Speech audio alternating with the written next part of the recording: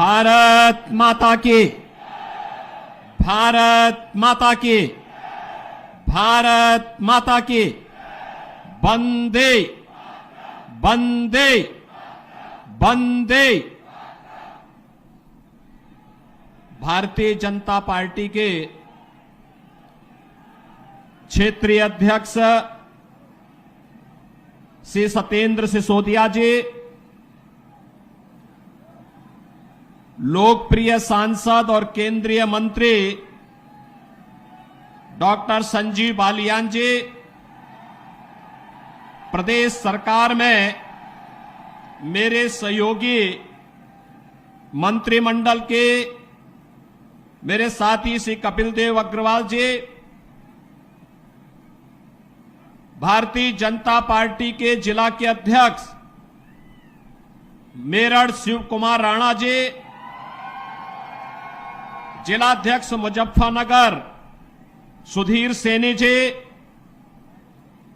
पूर्व विधायक संगीत सोम जी, पूर्व विधायक विक्रम सैनी जी,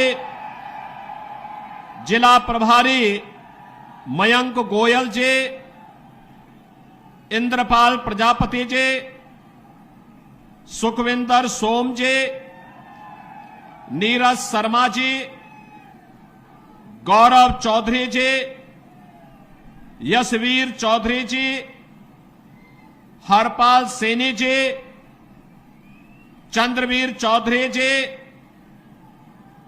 सुनील भराला जी, लोकेश प्रजापति जी, विमल शर्मा जी और भारी संख्या में उपस्थित सरधना क्षेत्र से उपस्थित बहनों और भाइयों, वीरों की इस भूमि को अन्नदाता किसानों के परिश्रम और पुरुषार्थ से सोना उगलने वाली इस भूमि को, भारत के इतिहास को बनाने वाली इस धरा को नमन करते हुए वासंतीय नवरात्रि की द्वितीय तिथि को मैं आप सबका हृदय से अभिनंदन करता हूं। बहनों और भाइयों, मैं अभी जम्मू कश्मीर के उधमपुर से आ रहा हूं। आप अनुमान करिए, जैसी सभा यहां पर हो रही है, इतनी ही निश्चिंतता में वहां पर भी मैंने सभा की है। क्या 10 वर्ष पहले जम्मू कश्मीर में इस प्रकार की सभा संभव थी? क्या नहीं थी ना। लेकिन आज जम्मू कश्मीर में शानदार सभा हो रही है। लोग लोकतंत्र की मुख्य धारा के साथ जुड़ रहे हैं। जम्मू कश्मीर में भी वैसे विकास के कार्य हो रहे हैं जैसे आपके मेरठ में हो रहे हैं, उत्तर प्रदेश के अंदर हो रहे हैं, दिल्ली में हो रहे हैं। ऐसे ही विकास के कार्य वहां पर भी युद्ध स्तर पर आगे बढ़ रहे हैं। बहनों और भाइयों, यह जो परिवर्तन हम सबको देखने को मिल रहा है, कभी भारतीय जनसंघ के संस्थापक श्यामा प्रसाद मुखर्जी ने नारा दिया था कि एक देश में 2 प्रधान, 2 विधान और 2 निशान नहीं चलेंगे, नहीं चलेंगे। श्यामा प्रसाद मुखर्जी शहीद हुए थे इस दोहरी व्यवस्था के खिलाफ, और 70 वर्षों तक कांग्रेस और उसके सहयोगी दलों ने इस व्यवस्था को दफन करके इस व्यवस्था को बनाए रखा। आतंकवाद पनपता रहा, देश को डंक मारता रहा, निर्दोष लोग मरते रहे, देश का विकास बाधित होता रहा। लेकिन बहनों और भाइयों, 70 वर्ष के बाद भारत माता के महान सपूत से नरेंद्र मोदी जी जैसा यशस्वी व्यक्तित्व देश के पास आया, जिन्होंने कश्मीर के इस दंश को समाप्त करते हुए धारा 370 समाप्त किया और जो भाजपा के कार्यकर्ता दशकों से नारा लगाते थे, जहां हुए बलिदान मुखर्जी, वह कश्मीर हमारा है। बहनों और भाइयों, आज उस कश्मीर को भारत का अभिन्न हिस्सा बना करके मोदी जी ने साबित कर दिया है कि हमारे लिए राष्ट्र धर्म ही सर्वोपरि है। बहनों और भाइयों, यही स्थिति आज 140 करोड़ का भारतीय दुनिया के अंदर जहां कहीं जाता है तो 140 करोड़ भारतीयों को वहां सम्मान मिलता है। लोगों के मन में भारत के प्रति सम्मान का भाव पैदा हुआ है। ये भी मोदी जी के कारण। बहनों और भाइयों, सीमाएं सुरक्षित हुई हैं। आज आप देखते होंगे, अगर कहीं कोई सिलेंडर किसी दुर्घटना से फट जाए ना, तो पाकिस्तान सफाई देता है कि नहीं नहीं, हमारा कोई हाथ नहीं है इसमें, क्योंकि उसे मालूम है कि कहीं ऐसा ना हो कि कहीं किसी आतंकी गतिविधियों में लिप्त पाकिस्तान परस्त तत्व का हाथ हो और फिर एयर स्ट्राइक में देने के लेने पड़ जाए पाकिस्तान को। बहनों और भाइयों, ये शौर्य और पराक्रम भारत का जो देखने को मिल रहा है, ये मोदी जी के नेतृत्व में भारतीय जनता पार्टी सरकार के कारण। देश के अंदर इंफ्रास्ट्रक्चर का जो कार्य हुआ, highway, railway, metro, expressway, IIT, IIM, medical college, और मेरठ को तो कहना ही क्या है। 12 लेन का एक्सप्रेसवे के साथ मेरठ दिल्ली के साथ सीधे जुड़ चुका है। मेरठ के लोग अब दिल्ली में नहीं रहना चाहते, बल्कि दिल्ली के लोग अपने लिए रहने के लिए मेरठ में आवास बनाना चाहते हैं, सरधना में और मुजफ्फरनगर में रहना चाहते हैं। क्योंकि जो दूरी पहले 5 घंटे में तय होती थी, अब उस दूरी को मात्र 45 मिनट से 1 घंटे में तय कर देते हैं। रैपिड रेल, 32,000 करोड़ रुपए की राशि केंद्र और राज्य सरकार लगा करके रैपिड रेल की सुविधा के साथ मेरठ को जोड़ चुकी है। और बहनों और भाइयों, उत्तर प्रदेश का पहला स्पोर्ट्स यूनिवर्सिटी मेजर ध्यानचंद जी के नाम पर इसी विधानसभा क्षेत्र में, मुजफ्फरनगर लोकसभा क्षेत्र में बन रही है। 700 करोड़ रुपए की लागत से बन रहा विश्वविद्यालय। जो भी उसका मानक होगा वो इंटरनेशनल स्टैंडर्ड का होगा, कोई समझौता नहीं होगा। और वर्ल्ड क्लास यूनिवर्सिटी आपको हम लोग यहां प्रदान करने जा रहे हैं। मेरठ में 1 डिस्ट्रिक्ट 1 प्रोडक्ट में स्पोर्ट्स आइटम को हम लोगों ने प्रमोट किया है। आज मेरठ की आइटम, खेल की सामग्री दुनिया के अंदर बिक रही है। बहनों और भाइयों, मैं आप सबसे ये कहने के लिए आया हूं, एक तरफ विकास और दूसरी तरफ लोक कल्याण और गरीब कल्याण के कार्य। हर घर नल की योजना हो, हर घर बिजली का कार्य हो। एक तरफ भारत 4 वर्ष से 80 करोड़ लोगों को फ्री में राशन की सौगात दे रहा है, और दूसरी तरफ भिखमंगा पाकिस्तान कटोरा लेकर के दुनिया के अंदर भीख मांगता हुआ दिखाई दे रहा है। ये परिवर्तन है। अच्छा नेतृत्व आता है, देश को बुलंदियों की ऊंचाई तक पहुंचाता है। गलत लोग चुने जाते हैं, पाकिस्तान जैसी दलिद्रता आ जाती है। और पाकिस्तान में जो दलिद्रता है, ये वहां के नेताओं के कर्मों के कारण है। और भारत में जो आज संपन्नता है, यहां के यशस्वी नेतृत्व के कारण। मैं बहनों और भाइयों, आप सबसे यही कहने के लिए आया हूं, यही कहने के लिए मैं आपके पास आया हूं। ये जो परिवर्तन आपको देखने को मिल रहा है मेरठ में, पश्चिमी उत्तर प्रदेश में, जो लोग गुमराह करने का कार्य कर रहे हैं, ये वही लोग हैं जिन्होंने संगीत सोम और संजीव बालियान को जेल के अंदर डाल करके यहां की जनता को कर्फ्यू में झोंकने का काम किया था।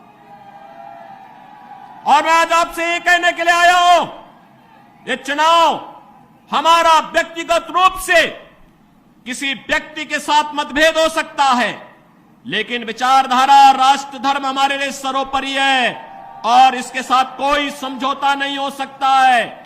जहां पे राष्ट्र धर्म को चुनने की आवश्यकता पड़ेगी, हम सब कुछ छोड़ करके राष्ट्र धर्म को चुनेंगे और राष्ट्र धर्म के लिए अपने आप को बलिदान कर देंगे। इसमें किसी भी प्रकार का कोई संकोच नहीं होना चाहिए और इसीलिए मैं आपका आह्वान करने के लिए आया हूं। हमें वह सरकार चाहिए जो कांवड़ यात्रा चला सके। कर्फ्यू लगाने वाली सरकार नहीं चाहिए, कर्फ्यू लगाने वाले लोग नहीं चाहिए। हम लोग इस बात को ध्यान में दें, जो लोग कर्फ्यू के पक्षधर रहे हैं, दंगा पॉलिसी जिनकी इस पूरे क्षेत्र में यहां के निर्दोष नागरिकों पर झूठे मुकदमे दर्ज करके यहां के नौजवानों के जीवन को जिन लोगों ने निगलने का काम किया था, उन लोगों को कभी माफ करने की आवश्यकता नहीं। जो ये लोग आए होंगे तमाम प्रकार की बातें कहने के लिए आए होंगे। बहनों और भाइयों, मैं आपसे एक बात और कहना चाहता हूं। आपने महाराणा प्रताप का जीवन देखा होगा। महाराणा प्रताप, जब महाराणा प्रताप की बात होती है तो भारत के स्वाभिमान की बात होती है, भारत के सम्मान की बात होती है। स्वधर्म और स्वराष्ट्र के लिए कैसा बलिदान चाहिए। सत्ता नहीं, घास की रोटी खाएंगे, लेकिन विदेशी हुकूमत के सामने कभी सिर नहीं झुकाएंगे। बहनों और भाइयों, जिन लोगों ने कर्फ्यू करके इस क्षेत्र में बहन बेटियों की इज्जत को नीलाम करने का काम किया था, जो लोग यहां की बेटी और व्यापारी के जीवन के लिए खतरा बन चुके थे, उन लोगों को फिर से पनपने का अवसर मत दीजिए। वे लोग आएंगे, दुम दबा करके आएंगे, बाद में गिरेबान को पकड़ करके इस पूरे क्षेत्र में फिर अव्यवस्था और अराजकता फैलाने का कार्य करेंगे। इसलिए मैं आज आपका आह्वान करने के लिए आया हूं। विकास में कोई कोताही नहीं बरती गई, किसी भी प्रकार की कोई कोताही केंद्र और राज्य शासन ने नहीं बरतने दी। सुरक्षा के साथ कोई खिलवाड़ नहीं होने दिया, बेटी और व्यापारी को सुरक्षा का माहौल दिया। और बहनों और भाइयों, हमें व्यक्तिगत मतभेदों को दरकिनार करते हुए देश के बारे में सोचना है। देश और राष्ट्र धर्म से बढ़कर के हमारे लिए कोई कुछ नहीं हो सकता है। और यही आह्वान करने के लिए आज मैं यहां पर सरधना की भूमि पर आया हूं। ये वीरों की भूमि है और वीरता कभी कायरता नहीं दिखाती है, शॉर्टकट का रास्ता नहीं अपनाती है। वीरता तो अवसर आने पर राष्ट्र धर्म के लिए सर्वस्व न्यौछावर करने के लिए अपने आप को तैयार करती है। और उसी वीरता का आह्वान करने के लिए मैं आपके पास आया हूं, आपसे कहने के लिए, यह देश, पूरे देश के अंदर एक आवाज है। उत्तरो, दक्षिणों, पूर्वो, पश्चिमो, एक ही आवाज है पूरे देश के अंदर। मुझे 3 दिन पहले महाराष्ट्र जाने का अवसर प्राप्त हुआ था। उससे 1 दिन पहले मैं राजस्थान गया था। अभी जम्मू कश्मीर से आ रहा हूं और केवल यहां की सभा के लिए आया हूं, अन्यथा मेरे और भी कार्यक्रम थे। मैंने कहा नहीं, मैं जाऊंगा सरधना में, मैं इस बार जरूर जाऊंगा, 24 में मैं जरूर जाऊंगा। और बहनों भाइयों, मैं इसीलिए आया हूं आपसे कहने के लिए, जो लोग गुमराह कर रहे हैं उनके गुमराह में आने की आवश्यकता नहीं। ये लोग कभी नहीं आएंगे। फिर जाति के सौदागर उपयोग करेंगे, बाद में सौदेबाजी करके गायब हो जाएंगे। हमें किसी भी ऐसे व्यक्ति के बहकावे में नहीं आना है जिससे हमारा राष्ट्र धर्म खतरे में आए। याद रखना, इस देश के राष्ट्र धर्म को हमेशा खतरा जब भी आया है, इन्हीं लोगों के कारण आया है जिन्होंने जातीयता के आधार पर समाज के सामाजिक ताने बाने को छिन्न भिन्न किया है, हमेशा छिन्न भिन्न किया है। और बहनों और भाइयों, मैं आपको इस बात के लिए आश्वस्त करता हूं कि कोई माय के लाल बाल बांका नहीं कर सकता है। सुरक्षा की इतनी पुख्ता व्यवस्था हमने की है यूपी के अंदर। आज आप देखते होंगे बड़े बड़े दुर्दांत माफिया और अपराधी किस कदर उनकी दुर्गति हो रही है। आप देख रहे होंगे, जिनके नाम से ही लोग कर्फ्यू जैसा माहौल होता था, आज उनकी दुर्गति क्या है, हर व्यक्ति देख रहा है। इन माफिया और अपराधियों की स्थिति क्या है, आप रोज सोशल मीडिया के प्लेटफॉर्म को उठा करके देखते होंगे। एक दुर्दांत माफिया ऐसा भी था, बहनों और भाइयों, जब समाजवादी पार्टी की सरकार के समय चलता था तो मुख्यमंत्री हो या मुख्य न्यायाधीश, इन सब के काफिले रुक जाते थे और माफिया का काफिला निकलता था।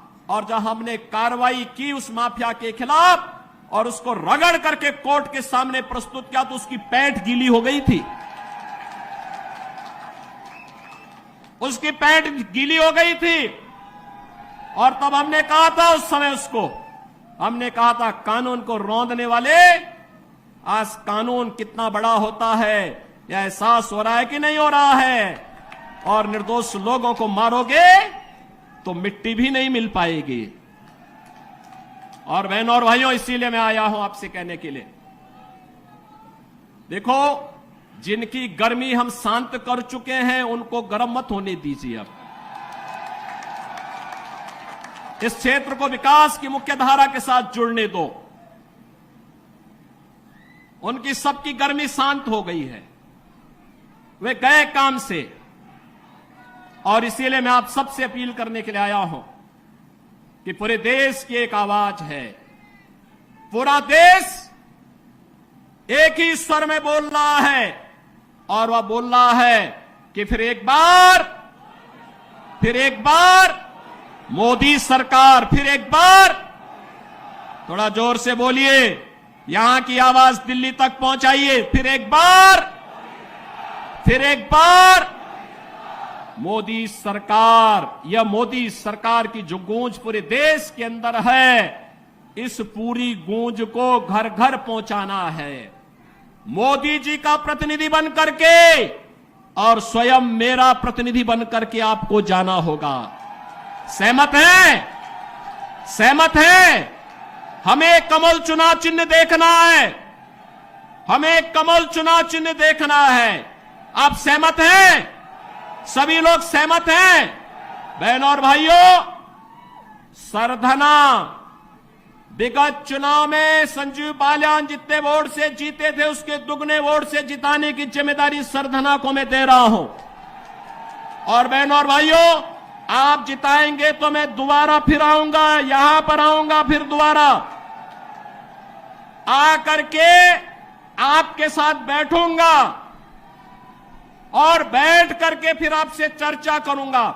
और इसीलिए आपसे अपील करने के लिए मैं आया हूं, ये जिम्मेदारी आपकी है। मोदी जी को तीसरा कार्यकाल मिलना चाहिए, क्योंकि मोदी जी के नेतृत्व में हमारा भारत ग्लोबल पावर बनेगा, दुनिया की एक बड़ी ताकत बनेगा। ग्लोबल पावर बनने के लिए विकसित भारत चाहिए, और विकसित भारत के लिए विकसित उत्तर प्रदेश चाहिए, और विकसित उत्तर प्रदेश के लिए विकसित मुजफ्फरनगर और विकसित मेरठ भी चाहिए। सहमत है ना? और विकसित मेरठ और मुजफ्फरनगर के लिए कमल चुनाव चिन्ह और भाजपा चाहिए। सहमत हैं? सभी लोग सहमत हैं?